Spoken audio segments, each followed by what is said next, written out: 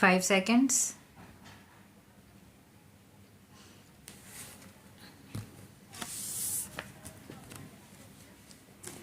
Mr. Deputy Chairman, Sir, I support this bill.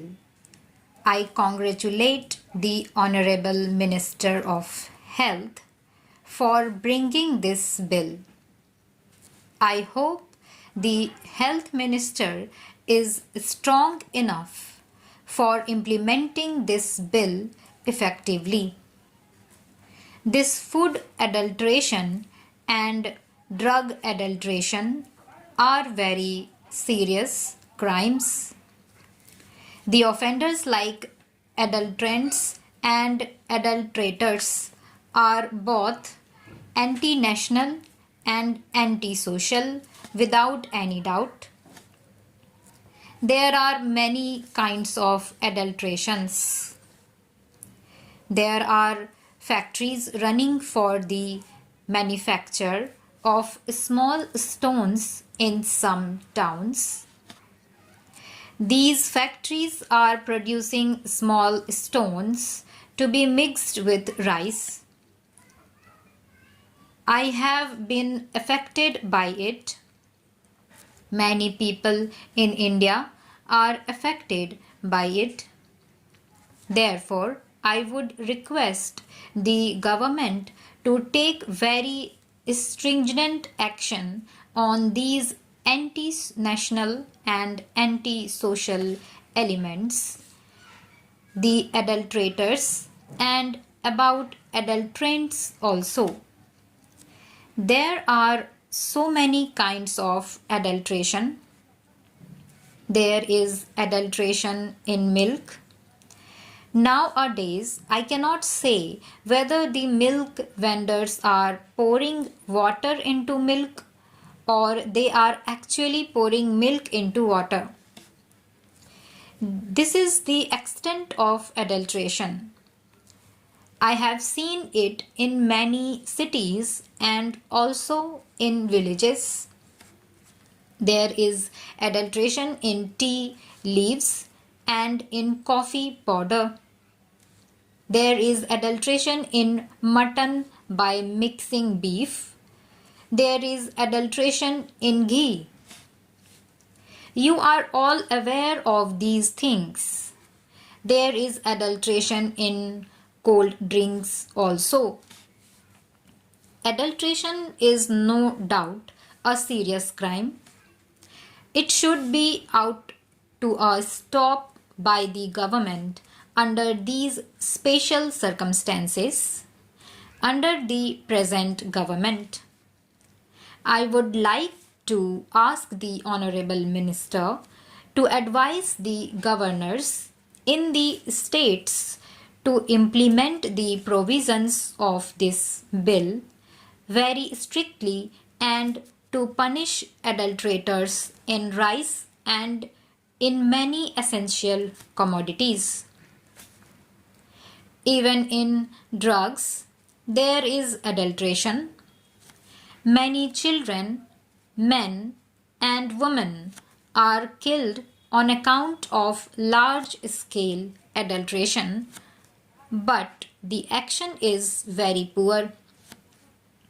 The baby food is also adulterated.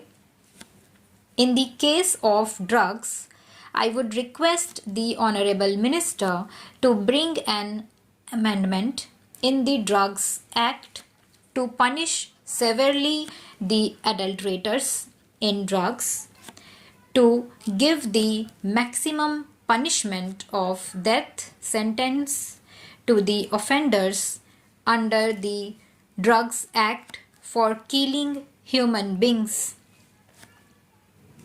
As my honorable friend very correctly pointed out, the adulteration is not an offense which is suddenly committed by these people.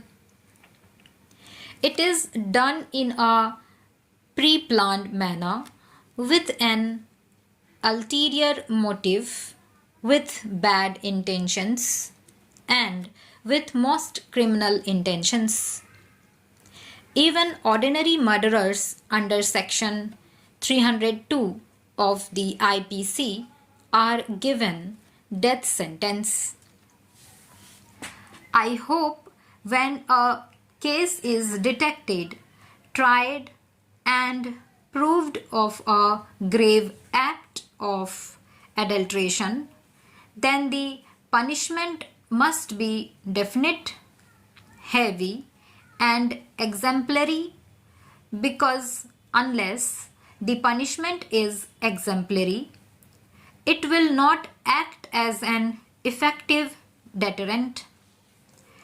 I would like to say a few words about voluntary agencies, social organizations, and public spirited men and women have a great part to play in all these spheres, and I hope the government will do everything in their power to see that voluntary agencies and the public spirited individuals are given all encouragement and assistance, because although the state's hands is bound to be and must be a watching hand on checking the evil, and it has to be a helping hand, the responsibilities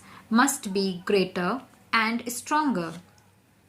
It is from that angle that the consumers' interests, the consumers' council, and the consumer movements, as one sees in countries like the UK and USA and the other countries, must also be helped to develop in our country. There are certain defects in the bill. Under the existing section, there is a provision that the sample taken by the food inspector shall be divided into 3 parts.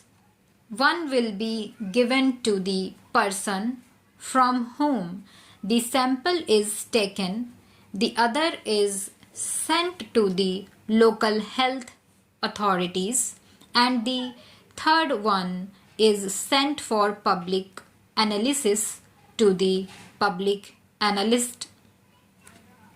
The provision of giving a sample to the person concerned is a safeguard against manipulation and misuse by the food inspector and persons connected with his department. This salutary safeguard is sought to be taken away by amending the provisions of this Act. Therefore, it should be restored because the government's intention is to prevent harassment of the honest traders. Secondly, adulterant has been defined in this bill as any material which is used for adulteration. That has not been defined in this bill at all.